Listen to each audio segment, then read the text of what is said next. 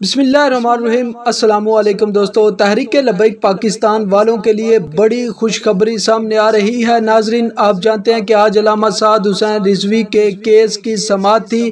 سماعت کا فیصلہ آ چکا ہے۔ مزید آگے بڑھنے سے پہلے چینل کو سبسکرائب کریں، ویڈیو کو لائک کریں اور کمنٹس باکس میں اپنی رائے کا اظہار ضرور کریں۔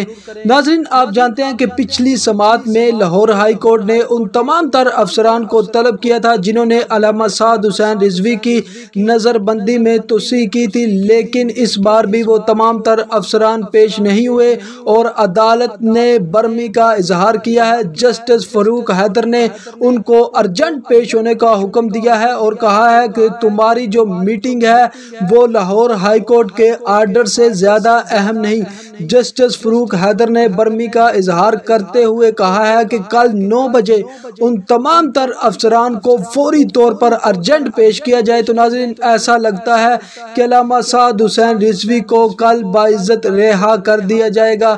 جی ناظرین، یہ تازہ ترین اپڈیٹ تھی۔ جیسے ہی مزید اپڈیٹ ملے گی آپ کے ساتھ وہ بھی فوراً شیئر کر دی جائے گی۔ ہمارے ساتھ رہیں۔ اللہ حافظ۔